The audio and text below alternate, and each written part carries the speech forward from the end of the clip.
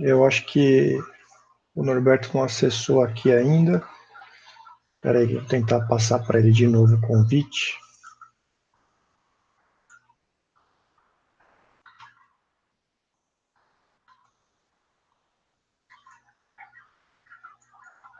Oi, Norberto, acessa o último link que eu te mandei, vê se você consegue. Eu estou online aqui ao vivo já.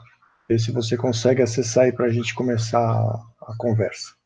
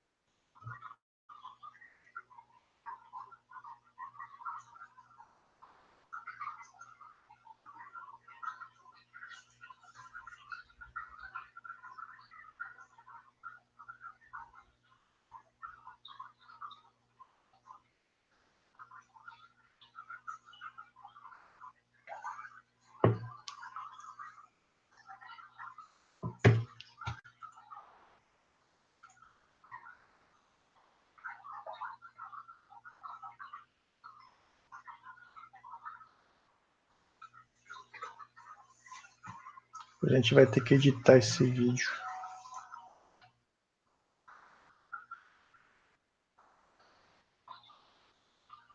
Entra aí.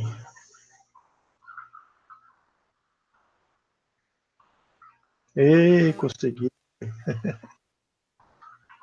E aí, Norberto? Olá. Agora foi, né? É, porque aparecia só eu aquela hora, não tinha mais ninguém.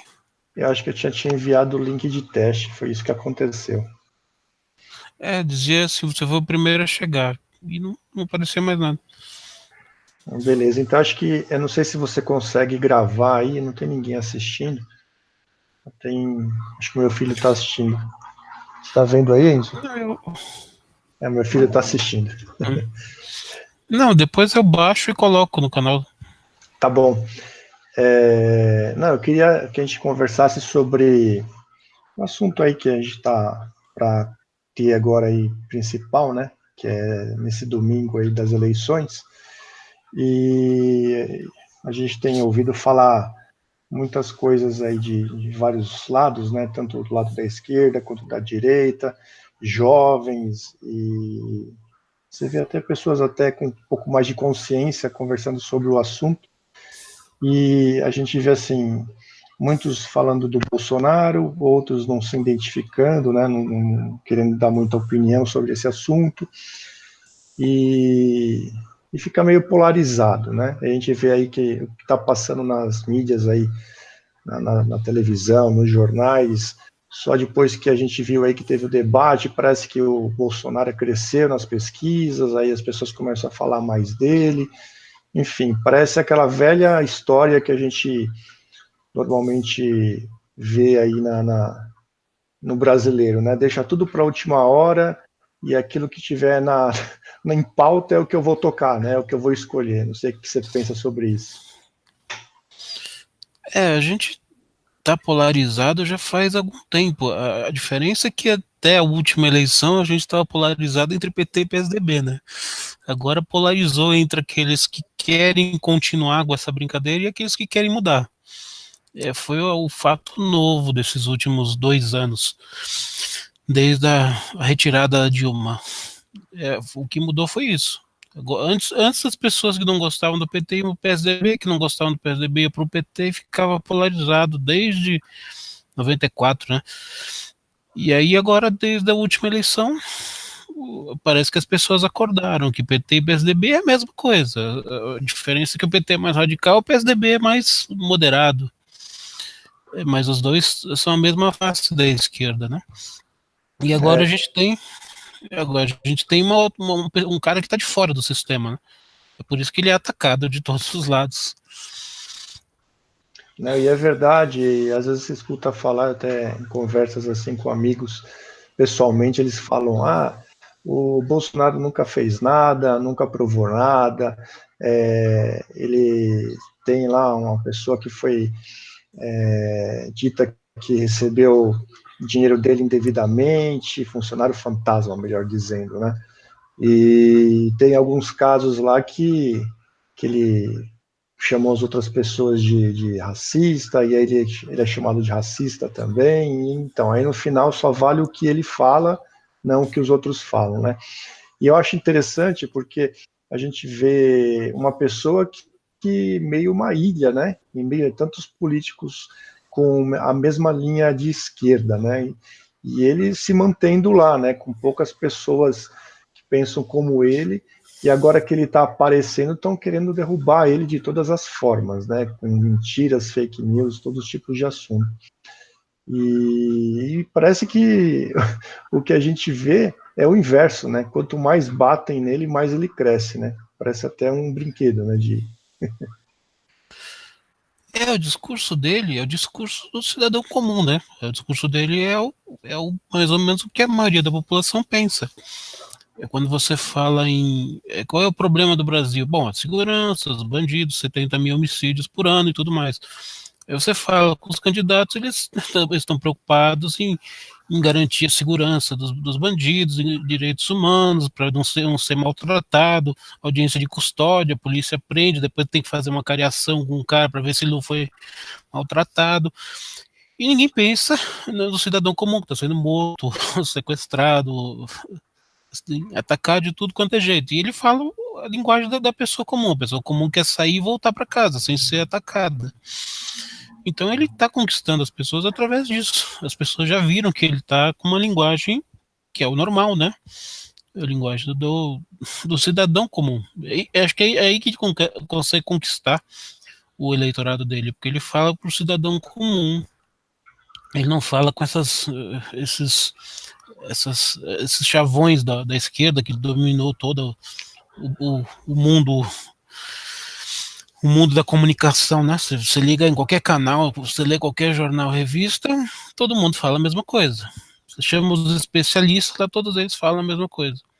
Não, você não pode melhorar a polícia, não pode armar a polícia, você tem que. O PSOL diz que você tem que iluminar mais os locais para não ter crime, quer dizer. Então, aí vem a associação do Viva Rio lá do. Você abraça a lagoa assim, você solta a pomba da paz, você vai acabar com a violência, quer dizer. As pessoas sabem que assim não vai resolver. Você não vai entregar um buquê de rosas para um cara que está com um fuzil R-15. A única chance de fazer isso é você armar a polícia para combater o bandido. Sim. E agora, o que está em pauta agora perto das eleições é a urna eletrônica, né? Estão falando que agora o adversário do Bolsonaro é a urna eletrônica. O que você acha disso? A urna eletrônica sempre foi um problema, né? Ela foi banida em vários países, é uma urna de fabricação venezuelana, é a urna que perpetua a ditadura venezuelana na Venezuela, desde a época do Chaves. Nenhum país. Né? É Smartmatic. Nenhum país adota, porque é uma urna que você não pode auditar. E o pior não é isso, o pior é que a apuração ela é feita por 10, 12 pessoas, uma sala fechada, eles visualizam todo o negócio, vão ao público, olha, o resultado foi esse aqui. Tá, deixa eu fazer uma auditoria, eu quero saber como é que foi. Não, não pode, ela não pode ser auditada, não pode. Bom, então, como é que você tem a certeza? Eles tentaram implementar o comprovante, né, para você votar, pegar um comprovante e colocar numa urna. O Supremo Tribunal Eleitoral vetou, né? Disse que não ia gastar muito dinheiro, não tinha dinheiro para as impressoras. Alguns safados diziam que não podia ser feito isso, porque a pessoa ia sair com o comprovante, ia ter aquele negócio de compra de voto, tudo mais, mas a pessoa não ia sair com o comprovante, ela só ia pegar o comprovante e colocar numa urna, né? Só para poder ter uma maneira de checar através da impressão. Mas fizeram de tudo para não ter. Por que eles têm tanto medo que as pessoas podem possam checar, possam auditar os resultados. Bom, se é tudo feito dentro da lei, se é tudo feito dentro da normalidade, se não tem fraude, não deveriam ter medo disso. Só o fato deles terem medo e não quererem implantar isso, é óbvio que alguma coisa tem. Não, com certeza. Tanto é que a gente nunca vê políticos de esquerda, pelo menos em sua maioria, querendo reclamar da urna eletrônica, né? Na maioria das vezes eles ficam quietos na deles lá, porque a urna faz parte do time, né? Vamos dizer assim. Não, exatamente. Se não der para ganhar através do voto, a gente pode colocar qualquer número, você pode colocar ali. Se você não pode auditar, não tem como você pedir uma recontagem de voto, porque não tem parte física. Então, qualquer coisa que for dita ali. É claro, se os caras fizerem uma loucura e dizer, o Boulos ganhou com 60%, bom, aí ninguém vai acreditar. Mas se não for uma loucura, como foi a eleição do Aécio com a Dilma? Que aparentemente o Aécio estava na frente, mas era 2, 3 pontos. Então, assim, você pode dizer que era margem de erro, então que no último dia houve uma virada. Agora, se você tiver um cara com 50 e outro com 20, e aí no último dia tem uma virada, aí evidentemente vai ficar muito na cara. Mas quando a diferença é muito, muito, muito baixa, eles podem fraudar com uma facilidade enorme. Não, mas é verdade, aí você lembrou bem a parte do Aécio lá com a Dilma. Parece que a virada do Aécio, eles estavam até comemorando a vitória praticamente, aí a Dilma virou quase no finalzinho lá, que para dar a impressão até que, opa, peraí, que o Aécio está ganhando, vamos virar isso aqui, vamos mudar essa contagem, para que as próximas urnas dê vitória para Dilma. Então aí fica uma diferença pequena, não tem como contestar, mas agora a questão do Bolsonaro, que a gente está conversando bastante, que está falando muito aí na mídia, e mostrando antes do final agora da propaganda eleitoral, ele estava assim com 30 e pouco, 28 antes, até no comecinho, agora está crescendo mais a porcentagem do Bolsonaro e diminuindo a do Haddad, né? Então a gente também fica desconfiado dessas pesquisas do Datafolha, do Ibope, até porque a gente viu que teve corrupção, compra de votação, né? Melhor dizendo, de pesquisa do Ibope, né, por empresários, aí a gente viu na mídia, né, na televisão, então a gente fica desconfiado mesmo, né, e aí eles acabam influenciando também a escolha daqueles mais leigos, né, na hora de votar, eles falam, deixa eu votar nesse cara aqui, porque ele ainda tem chance. Então, por exemplo, ficam dando chance para o Haddad e para o segundo turno com o Bolsonaro, né. A gente está falando agora, por exemplo, de Haddad e Bolsonaro, mas a gente tem que lembrar que essa eleição de 2018, basicamente não é nem de nome, tá? Eu acho que é mais de comunismo contra capitalismo, vamos dizer assim. Essas pesquisas de Datafolha e Ibope, elas não valem para nada. Se você for verificar, já saiu várias denúncias, inclusive, a diretora do Ibope é Lula livre, a diretor do Datafolha é Lula livre, quer dizer, não tem nenhum tipo de isenção nessa pesquisa. E evidentemente que isso é feito para forçar o voto útil, não para tirar voto do Bolsonaro, é para tirar voto dos outros, porque eles colocam assim, vai ter Bolsonaro e Haddad no segundo turno, então quem não gosta do Bolsonaro tem que votar no Haddad, então ele vai tirar voto da Marina já encolheu, ele vai tirar voto da Marina, do Ciro, do Alckmin, de todo mundo que não queira o Bolsonaro. É uma maneira deles colocarem o PT no segundo turno, que é o que eles estão querendo fazer. Agora, saiu esses dias uma pesquisa feita por uma empresa americana, que foi a mesma que acertou a vitória do Trump contra a Hillary, que todo mundo aqui no Brasil dava vitória da Hillary tranquila. Dizem que foi uma surpresa, na verdade não foi. Foi uma surpresa para o brasileiro que não lê a pesquisa de fora. Por lá fora estavam dando a pesquisa correta. O interessante, desculpa te cortar, Norberto, só para falar na parte que você está comentando, a gente pode ver um termômetro aqui no Brasil, é o dólar e a Bovespa, né? Eles não dão, né? Eles não dão ponto sem nó, vamos dizer assim, né? Então, quando teve esse pico uns dias atrás dessa subida de bolsa, toda a informação que saiu é o seguinte: eles estão por dentro da pesquisa real, eles estão sabendo o que vai acontecer. E essa pesquisa americana deu 47% para o Bolsonaro dos votos válidos. Isso significa que ele está na margem de erro. 40% pode significar 50, 51, pode significar 44, 43. Tem aí 4, 5 pontos para baixo ou para cima. Então, tudo pode se decidir. Hoje é sexta, tudo pode se decidir nesses últimos 2 dias.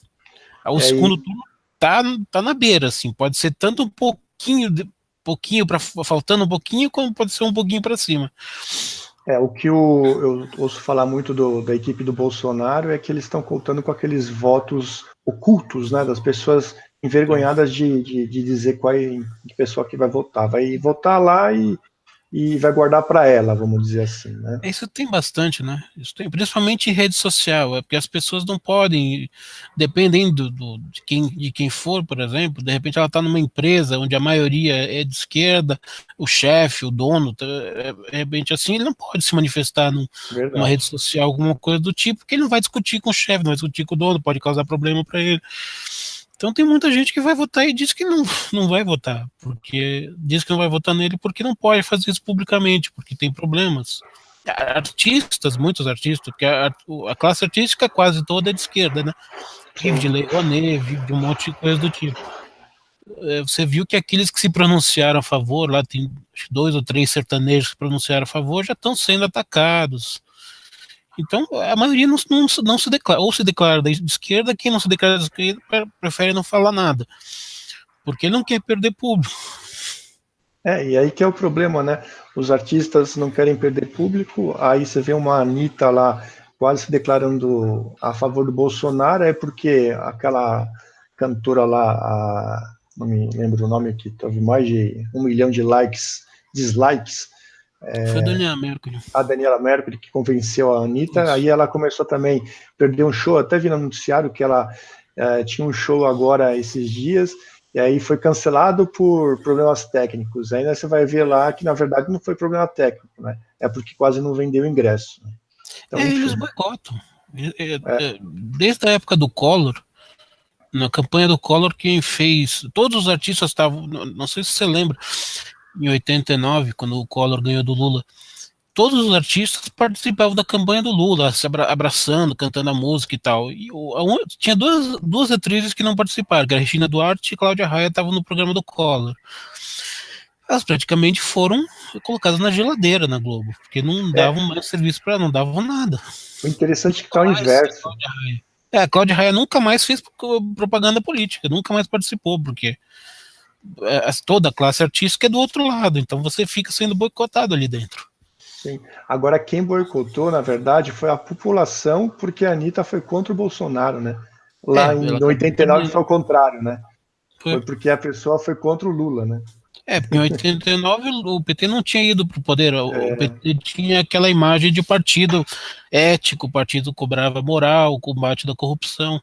As pessoas não sabiam quem era o PT naquela época. Agora, Norberto, o que você acha que vai acontecer se a gente tiver um segundo turno? A gente tem o perigo de ter realmente uma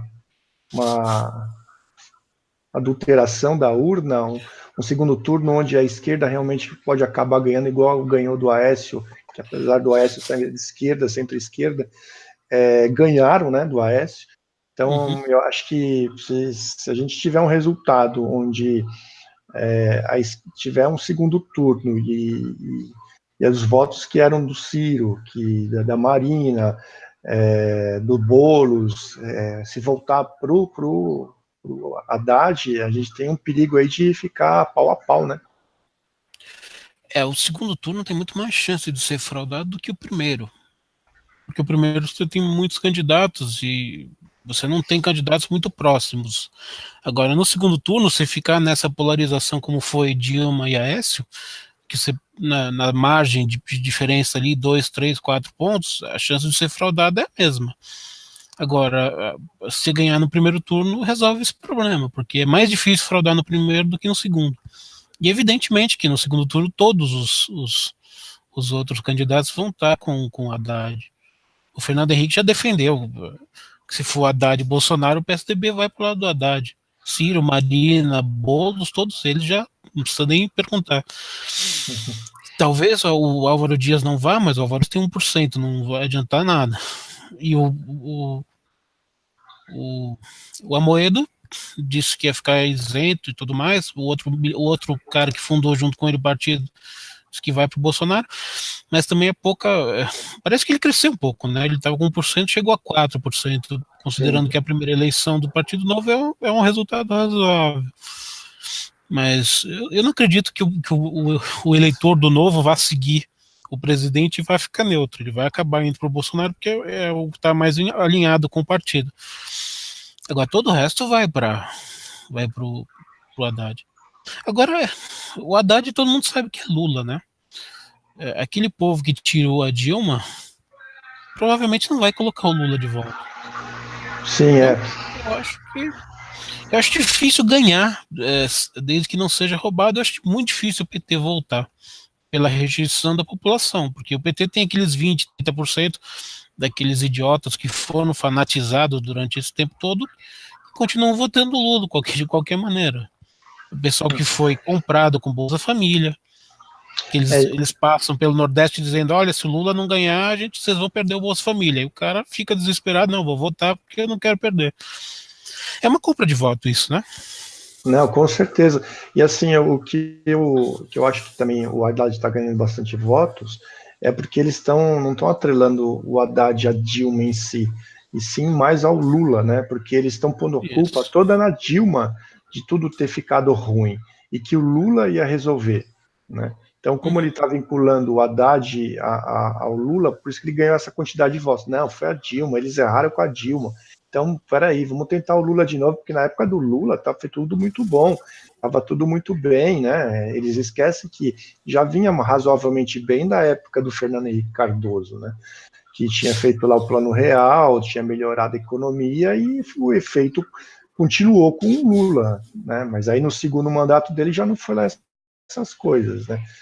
Aí conseguiu colocar a Dilma e a Dilma fez o que fez, que a gente já sabe, né? E, enfim, aí como o pessoal idolatra, vamos chamar assim, o Lula, o Haddad é o Lula, né? Eles mesmos usam esse marketing, eles não tiram esse marketing, eles não têm vergonha desse marketing. Né? Não, mas o Lula, ele foi durante muitos anos um cara que tinha 60%, 70% de popularidade. Porque na época dele a coisa funcionou. Não por causa dele, funcionou porque ele não mexeu na economia, deixou do jeito que estava, seguindo o Plano Real. Você estava com os commodities, né, os produtos agrícolas e carne, pecuária, agricultura, o agronegócio estava bombando, a China comprando de monte, todo mundo comprando de monte, os preços subindo, então o Brasil fez muita reserva. E o Brasil não passava por crises mundiais ali, né? Então o PT conseguiu muito dinheiro na época do Lula por causa da economia. E evidentemente que depois eles começaram a gastar todo esse dinheiro. E chegou no final no governo Dilma, você começou. Corrupção e começaram em todos esses programas sociais para comprar votos, essas coisas todas, e começaram a dar dinheiro para todo mundo, BNDES, bilhões e bilhões para construir porto em Cuba, para construir metrô na Venezuela, para construir um monte de obras nos países africanos de ditadura socialista, e começaram a distribuir dinheiro a rodo, perdoar dívidas dos governos comunistas da África, porque são amigos deles. E, bom, aí chegou a hora que deu a crise econômica em 2014. Deu crise econômica, bom, parou de entrar o dinheiro, a receita caiu, só que os gastos continuaram altos. Aí quebrou o país. Mas só não quebrou antes porque a economia não estava ruim. E evidentemente que a Dilma resolveu interferir na economia no segundo mandato dela, e aí ela usou toda a competência dela para estragar a única coisa que restava do país, que era a economia. E ela caiu por causa da economia. Ela caiu por causa da economia, porque se ela não tivesse, quando você derruba a economia, você quebra as empresas, todo mundo perde emprego, e aí o povo se revolta e vai para a rua e tira o governo. Senão ela não teria caído. Sim, e agora, por exemplo, né, as pessoas acham que votando no Haddad, a gente voltaria a ter aquele ano de primeiro mandato do Lula, né? Que as coisas foram até razoavelmente bem, e tem essa esperança dessa volta. Por isso que eu acho que eles têm tantos votos ainda, né? Não só por uma idolatria, enfim, mas por causa de realmente dessa esperança, vamos chamar assim, né? Uma esperança fictícia. Mas a gente sabe que se o Haddad voltar, se o PT ou até realmente alguém que represente a esquerda for para o governo, eles não vão ser mais centro, não, eles vão ser mais radicais, a ponto de colocar uma ditadura comunista, socialista, para que aos poucos a gente vá perdendo os direitos e percebendo que não vai virar uma Venezuela, né? Percebendo que não tem o que comprar, não tem como se vestir, enfim, vai ficando as coisas mais difíceis de se construir, de se abrir negócio, e aí o Brasil vai por um caminho que pode ser que não tenha volta, né? As pessoas não pensam, eu digo as pessoas, aquelas que têm um sentimento assim ainda pela esquerda, pelo petismo, né? Acham que ainda tem uma chance de as coisas serem como, entre aspas, mais uma vez, foram na época do Lula, né? Mil maravilhas, e os probleminhas eram só, os problemas era só uma marolinha e que vai com passar rápido, né? O PT ele tinha desde sempre um percentual de 20, 30% de votos, mas ele não passava muito disso. Chegou uma hora que ele passou, quando ele conseguiu conquistar o poder. Só que hoje ele voltou para os 20, 30%, porque todo aquele público extra que eles acrescentaram, eles perderam depois que foi estourado o escândalo, né? Petrolão, mensalão, essas coisas todas. Então hoje em dia eles não têm mais esse 50% mais um para ganhar uma eleição. Mas que a gente fala as urnas, se vocês tiverem uma porcentagem muito próxima, a chance de conseguir fraudar é enorme. Até porque os ministros todos que vão conferir são todos indicados por presidentes petistas. Então você tem os bandidos tomando conta da urna. E você tem um outro detalhe, eles tentaram durante alguns anos, durante 4 mandatos, 3,5, se manter no poder mais ou menos por vias democráticas, só que eles já viram que assim, a população tirou de lá. Então o Haddad já declarou, ele quer controlar a imprensa, quer controlar a internet, o Zé Dirceu já deu declaração, se a gente não ganhar na urna, a gente vai ganhar de outro jeito qualquer. Agora é o seguinte, a gente quer o poder de qualquer jeito. Se não for na urna, vai na bala, do jeito que der. Porque a gente já viu que não toparam deixar a gente lá eternamente através do voto. Então, se não for pelo voto, vai por outro lugar, porque a gente quer de qualquer maneira o poder. E é evidente que a próxima vez que eles conseguirem chegar lá, eles vão reprimir, evidente, como faz como fez o Chaves e o Maduro, como faz o Evo Morales na Bolívia, que ele é o maior traficante de drogas do próprio país dele, e virou governador. Na Bolívia você não pode nem fazer manifestações mais religiosas, porque eles já estão proibidos. E por isso que é muito importante, nessas eleições, a gente lembrar, a gente está falando tanto de presidente, mas lembrar da importância de se eleger os deputados federais da linha de direita, da linha conservadora, da linha liberal, né, do Partido Novo, do partido do PSL do Bolsonaro, que podem ter uma conversa lá na frente melhor nas decisões no Congresso, para que as leis sejam aprovadas mais facilmente numa presidência do Bolsonaro, porque é importante que o Bolsonaro governe muito bem, se ele for eleito, e a gente espera que ele seja, para mostrar a diferença entre ideologias, né, que estavam no governo, e realmente um governo que preza pela economia, preza pela família, preza pela cultura real, né, pela educação, pela segurança, não da forma como estava sendo feito ideologicamente, sendo governado por minorias, mas sim de uma forma que mostra, olha, o Brasil pode dar certo sendo governado da forma como ele tem que ser governado, com pessoas realmente capazes de governar, não como que eu posso dizer, com falcatruas, de forma que a gente faça um bem bolado político aqui, eu ponho você aqui, ponho você lá. Então, assim, quanto mais pessoas de fora entrarem, e pessoas realmente que têm um pensamento liberal, um pensamento conservador, mais vai ajudar num governo de consolidar e mostrar, não precisamos mais de aqueles governos que nós tivemos nesses últimos 30 anos. Nós podemos governar de uma forma diferente, fazer o Brasil crescer de uma forma realmente verdadeira, não com um gráfico de altos e baixos, mas com um gráfico razoavelmente de umas linhas contínuas, né? Então, acho que vai ser importantíssimo, com a entrada do Bolsonaro como presidente, ele mostrar isso nesses 4 anos, para que na próxima eleição para presidente, a gente não tenha uma recaída, né? Certamente a votação dele, se ele não ganhar no primeiro turno, ele vai ser, obviamente, o primeiro colocado, e ele vai levar vai puxar muito voto pro partido, para a legenda dele, e vai formar uma bancada razoável lá. Eu não sei quantos deputados tem hoje o PSL, mas eles estão falando lá em chegar a 20, talvez. E tem chance de subir, porque muita gente vota casado, né? Quando vota no presidente, vota na legenda. Se não votar no nome, vota na legenda. E a legenda, a gente sabe que na soma dos votos lá, acaba elegendo um monte de parlamentares, porque soma tudo, né? Os votos dos parlamentares, mais a legenda, e tem o quociente eleitoral e tal. E o Tiririca, né? O efeito Tiririca. E aqui, por exemplo, aqui em São Paulo vai ter, provavelmente, o Eduardo Bolsonaro vai receber muitos votos. Se ele chegar a 1 milhão de votos, ele elege mais 3 junto com ele, como fez o Tiririca. Você tem Joyce, você tem Luiz Felipe, você tem muita gente que vai puxar muito voto. Além de eles se elegerem, eles levam outras pessoas. E pelo Brasil todo. O voto do presidente acaba acompanhando o voto dos parlamentares.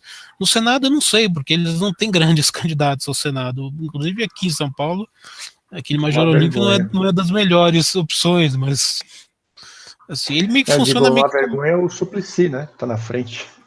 O Suplicy tá na frente, mas parece que agora com uma vantagem menor, né? O Suplicy tá na frente, vamos ser sinceros, porque não tem ninguém para competir com ele.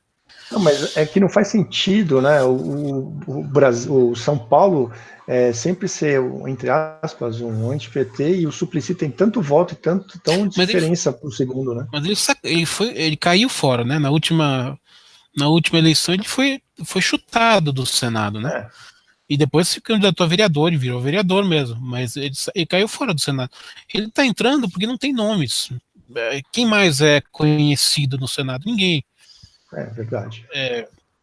Você não tem nenhum nome de político tradicional no Senado, só tem ele. As pessoas olham que ela lá tem 14 candidatos. Ela olha assim: eu não conheço ninguém, eu só conheço o Suplicy, eu vou votar nele. Eu não conheço os outros. E é importante no Senado também a gente ter pessoas que representem, assim como os deputados federais, né? Representem a bancada da conservadora de liberal, né? Então, o PSL só tem esse Major Olímpio, que sempre foi um deputado meio obscuro. Ele saiu para o Senado porque ele é presidente do partido aqui em São Paulo e falou: vou sair eu e não entra mais ninguém, eu sou dono do negócio aqui e vou sair. Só que ele não tem projeção nenhuma para isso.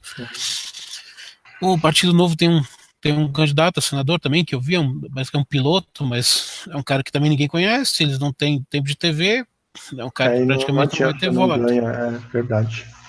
O próprio PSDB está com Trípoli, né, que é um deputado, mas um deputado também não é dos mais conhecidos. Então você não tem nomes, né? Quem tem segundo? Acho que o segundo tá da Mara Gabrilli, né? Isso, não, acho que tem segundo junto com o terceiro é o Major Olímpio, segundo é essa Mara Gabrilli. Ela tem um nome mais ou menos conhecido, mas não chega a empolgar ninguém. O próprio Mário Covas Neto, né, que é filho do Mário Covas, nem aparece quase nas pesquisas. Tá lá para quinto, eu acho. Não me engano, quarto, quinto. E então, eu acho que isso tudo aí que a gente viu acontecer agora perto das eleições, né? A gente acho que tem 2 dias aí para acontecer muita coisa ainda, de notícia e principalmente de ações que, creio eu, a esquerda, não vou nem falar mais o PT, mas a esquerda tende a fazer. Conluio, juntar lá, juntar os trapos e montar uma união esquerdista, né? Vamos chamar assim um Foro de São Paulo 2 aqui no Brasil, onde vai estar todo mundo, vai estar a Marina, vai estar todo mundo lá. Gente, não podemos ter um presidente de direita nesse Brasil, vamos nos unir porque a gente vai perder. Eu não duvido nada que isso não aconteça antes do primeiro turno, é para amanhã até, se for bobear. Assim, eles sabem que, assim, provavelmente eles não vão ter como voltar mais ao poder se o Bolsonaro conseguir assumir e conseguir fazer o que ele pretende, porque a população vai ver isso no dia a dia. Se ele conseguir resolver o problema da economia com o Paulo Guedes, conseguir resolver o problema da segurança, bom, a pessoa tem emprego, tem segurança, melhor, não tem corrupção, bom, a pessoa vai ficar feliz. Não tem por que ela mudar o sistema. Sim, é isso aí. Então eles vão tentar de tudo quanto é jeito não perder isso. Agora é interessante, esses dias saiu até uma postagem falando na época do governo Lula. Assim, o ministro da Economia era o Meirelles, né, da Economia, mas era do Banco Central, a Marina do Meio Ambiente, o Ciro foi da Economia, da Fazenda, e o Haddad da Educação. Quer dizer, todos eles, todos os candidatos que estão hoje lá, eram ministros do Lula. Estão todos juntos. Só quem não era ministro era o Alckmin. Eu não sei se você reparou, você assistiu o debate ontem? Não, eu não ia ver o debate sem o debate sem o Bolsonaro. Eles vão passar, eles certamente iam passar o debate inteiro falando mal do cara, porque ele não pode se defender. E foi interessante porque eu assisti um pedaço, não fui até o fim porque estava dando sono, sinceramente estava dando sono. Aí eu vi uma parte lá quando o Boulos estava conversando lá, vou chamar de conversa, nem de debate, tá? Com o Haddad. Aí o Haddad perguntava, o Boulos respondia, o Haddad, isso aí. E falou assim, apoiando tudo que o Boulos estava falando. Parceiros. Assim, eles estão na cara que são parceiros. Mas, por exemplo, a Marina com o Alckmin, o Boulos com o Haddad, só, sabe, é uns negócios meio assim, que só não vê quem não quer, né? Só acha que existe direita e esquerda nesses debates e quem não conhece bem o assunto, né? E não se informa mais profundamente sobre esses assuntos. Mas, enfim, eu acho que com a eleição aí nesse domingo, a gente indo votar, eu espero que as pessoas realmente saibam escolher e entendam que não é agora um momento de pensar na pessoa em si, porque a gente às vezes não tem uma afinidade com a pessoa, mas em si no Brasil, no que a gente quer realmente para o futuro, para o presente mais próximo, e a gente está realmente numa luta não de mão, né, de briga, mas uma luta de que ou a gente vai para um caminho socialista de uma forma definitiva, até comunista, ou a gente vai para um caminho liberal, conservador e mais capitalista mesmo, porque as pessoas acham que a gente vive num Brasil capitalista. No Brasil, poxa, nós temos liberdade econômica, podemos fazer tudo e comprar tudo, mas nós, assim, temos somos lá de 80, 70, a gente sabe que a dificuldade que foi para comprar os primeiros computadores, a dificuldade que foi para ter acesso à internet, sendo que os outros países já tinham tudo isso. Tá, mas aí você vai falar, mas foi no finalzinho lá da ditadura militar. Tudo bem, mas depois entrou a República lá, né, o Collor e todos esses outros presidentes. O Collor que abriu, exatamente. Só que não foi uma abertura real, né? Uma abertura, poxa, agora está aberto. Não, eles seguraram. Tanto é que quando você quer comprar alguma coisa com um preço mais razoável, um produto tecnológico, você importa da China de uma forma que tente não pagar imposto ou vai para o Paraguai comprar para poder entrar com esse produto dentro do Brasil. Por quê? Porque aqui no Brasil, aquele mesmo produto é 50%, 60% mais caro, dependendo do produto, por causa de impostos, né? E isso aí breca toda a economia, né? A gente está indo com a conversa indo para um outro lado, mas é só para lembrar que se a gente continuar indo para o caminho que a gente já está indo hoje, a tendência de a gente ir para um buraco mais fundo é bem maior, né? Porque o capitalismo ele funciona através da livre iniciativa. Quando você tem tudo engessado, tudo regulamentado, tudo o governo quer colocar a mão, burocracia, imposto, regulamentação, agências e tudo mais, na verdade você tem meio que um socialismo de Estado, porque os empresários não são livres para fazer aquilo que eles querem, eles não podem empreender livremente, tudo tem regulamentação, tudo tem um monte de empecilhos para fazer um monte de coisa que você acaba engessando tudo. A própria legislação trabalhista que estavam querendo mexer numa partezinha, mas teria que mexer muito mais, porque só tem aqui no Brasil essas CLT, essas justiça trabalhista. Acho que eu fiz um outro vídeo uma época no canal também, falando dos bilhões que custa essa justiça por ano, essa justiça trabalhista. Você tem 98% dos processos trabalhistas do mundo estão no Brasil. Então, quer dizer, assim, o empresário, quando ele vai dar emprego, ele já tem que considerar que aquele cara, quando sair, vai processá-los, mesmo que não tenha feito nada, porque vai achar alguma brecha na legislação que não funcionou. Tem que às vezes o funcionário chegava um pouco mais cedo porque ela dava o café da manhã. Aí o cara, quando é mandado embora, ele vai dizer que ele trabalhou 1 hora a mais por dia, porque ele chegava 1 hora antes para tomar café da manhã. Ele não trabalhava, mas vai considerar como tempo de serviço, o empresário vai ter que fazer um acordo, porque a justiça trabalhista é toda de esquerda. O juiz chega e fala, e aí, tudo bem, vamos fazer um acordo, então. Porque eles consideram que o empregado é sempre a vítima, então, você é o patrão, você é o cara que tem dinheiro, então você vai ter que fazer um acordo. E, obviamente, isso aí é tudo fundo que eles têm que guardar. Quanto mais dinheiro que eles têm que guardar para pagar a indenização, menos eles vão pagar no salário. Fora o custo trabalhista, né? Você contrata um empresário por 5 mil, você paga mais 5 mil de imposto. Então o Brasil é todo amarrado.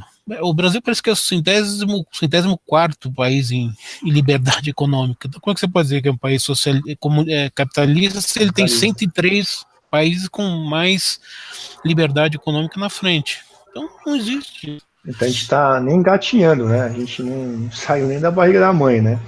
Porque do jeito que a gente está, a gente vai. Se a gente continuar nessa linha, é para ser um comunismo mesmo, é virar uma Venezuela e sair correndo para o país, né? É que hoje esse sistema nosso é através da social-democracia, que você vai inchando o Estado através dos impostos. Aumentando imposto, criando imposto, então você vai inchando o Estado, tirando cada vez mais dinheiro da população, sem que o Estado seja dono de nada, ele não precisa estatizar a sua empresa, basta que ele vá aumentando os impostos, então você vai trabalhar para pagar imposto para ele. Da população a mesma coisa. A gente paga imposto que é descontado em salário, você paga imposto, você vai comprar pão tem imposto, você vai comprar coca tem imposto, você vai contratar qualquer serviço tem imposto. Você vai num hotel, tem imposto, tudo que você vai fazer tem imposto. Sim. A gente já está com quase 50 minutos aí de live. Eu não sei se vale algum assunto específico das eleições agora, Norberto, só para a gente fechar essa primeira nossa live aí, para quem assistir entre hoje, amanhã e no próprio domingo mesmo, se assistir, ter alguma opinião ou até, de repente, dar uma sugestão para as pessoas que estão indecisas. O que você acha, Norberto? Bom, que eu tenho, esses dias que eu tenho encontrado, muita gente, que às vezes eu coloco no WhatsApp, alguma coisa assim, alguma postagem, e principalmente amigas minhas que são contra Bolsonaro, elas às vezes respondem alguma coisa e começam a discutir e tal, mas você... É aquelas... Os estereótipos bestas de sempre. Ele é isso, ele é aquilo, isso aqui. Eu falei, tá bom, eu não vou discutir. Você tem que falar anos para poder explicar para a pessoa que aquilo é tudo mentira. Aí você fala o seguinte, então, você tem do outro lado, assim, o tal do ele sim e o ele não. É verdade. O ele não significa você trazer o Lula de volta. Então você tem um cara que pode ser que você não goste dele, você acha ele antipático, ele fala umas bobagens de vez em quando, e do outro lado você tem um cara que está condenado em segunda instância, já passou por STJ, já passou por STF, já está condenado pelo primeiro processo, tem mais vários outros para ser condenado. Então você pode escolher entre um cara que está condenado, porque o Haddad já disse que quem vai governar é o Lula. Você tem um bandido de um lado e do outro lado tem um cara que você acha meio antipático. Então Na mão de quem que você quer colocar o país? Essa é a questão que você tem que colocar. Porque se você colocar o Ciro, ele já disse que vai tirar o Lula também. A Marina, mesma história. O Boulos nem se fala. O Alckmin certamente não vai liberar o Lula, mas o Alckmin não governa nem a casa dele. Então, fora que ele está envolvido aqui em problema também, denúncia. Ele está denunciado na Lava Jato, o apelido dele é Santo. Foi denunciado aqui por causa de merenda superfaturada aqui em São Paulo. Teve o assessor dele, o tal do Paulo Preto também, foi preso, Já foi até indiciado. preso já, né? O PSDB faz parte do esquema. O Aécio Neves não foi caçado porque ele foi julgado pelo STF, que não caça ninguém. O Azeredo foi governador de Minas, está preso. Assim, então, o PSDB está cheio de gente envolvida no mesmo esquema. Eles fazem parte do mesmo esquema, né? Tanto é que o Alckmin só bateu no Bolsonaro, não bateu no PT nos últimos dias. Sim. As pessoas não enxergam isso, não percebem, né? O PSDB é o pai do PT, né? Fernando Henrique também é o pai do PT. Sim. E eu quando penso o Lula foi da eleito, ele forma. entregou o poder pro PT com eu fui muito feliz que você foi eleito, eu vi você nascer, botei no colo, agora você está eleito presidente. Foi praticamente irmãos ali. Só faltava estar isso escrito, né? Bem por aí. Eu acho que as pessoas que estão aí com decisão têm que realmente ver aí o que a gente acabou de conversar, né? O que elas querem para o Brasil, né? É quase uma Globo, né? O que você quer para o futuro do Brasil, né? Aquela pergunta que a Globo faz, né? Eu nunca fui simpático ao Bolsonaro. Eu sei que tem muita gente que fica bolsomito, tem muita gente. Eu nunca fui muito simpático ao cara. Eu acho ele é bem limitado. Ele não é um cara inteligente, é um cara bastante limitado, bastante bronco. Mas você tem de outro lado um bandido. Então você não tem muito o que fazer. É o que tem. É a única opção que tem viável. Eu gostaria que não fosse ele, que fosse o Luiz Felipe, que é um cara muito mais preparado, muito mais inteligente, mas é um cara que se ele sair para presidente, ele vai ter 2%, porque ele não tem o apelo popular que tem o Bolsonaro. Então, assim, você tem que, para eleição, é o começo, não tem jeito. Né?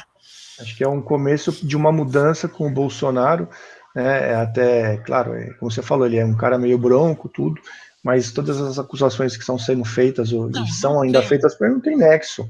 Não tem, se você. Nenhum tipo de... Né? Não tem.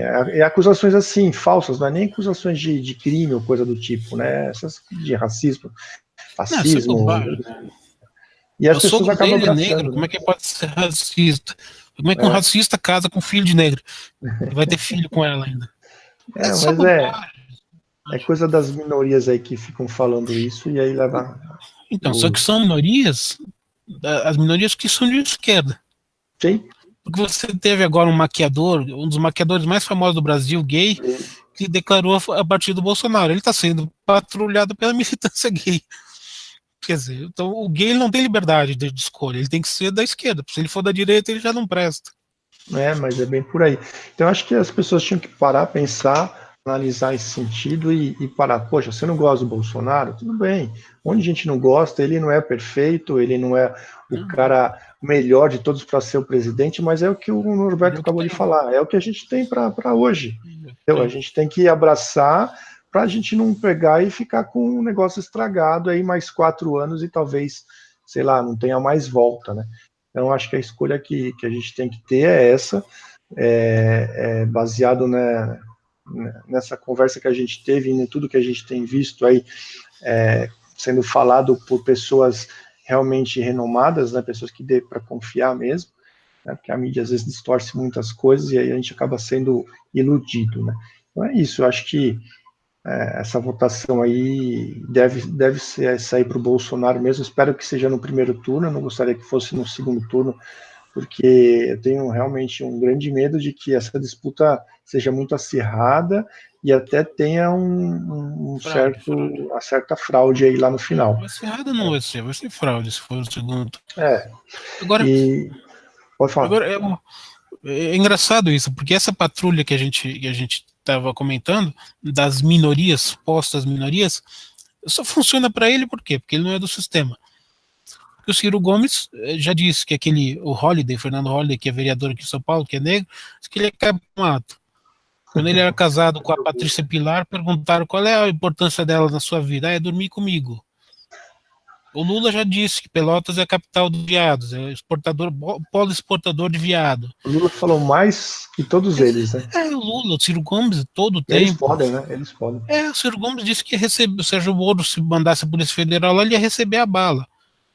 Se o Bolsonaro fala isso, ele vira manchete no Jornal Nacional. O Ciro Gomes falou, não acontece nada. Então, sim, obviamente que a patrulha não é pelo que ele fala, a patrulha é pelo que ele é. A Erundina, quando disputou com o Pita aqui em São Paulo, o Pita era candidato do Maluf, né? Era o sucessor do Maluf. Ela chegou a dizer que o Pita era um negro branco. Era um negro branco, que o Pita era um cara de direita, não era de esquerda. Então, aí, se você é negro de direita, você não presta, você não é um negro, você é branco. E quem é o racista não tem liberdade de escolha. Não tem liberdade de escolha.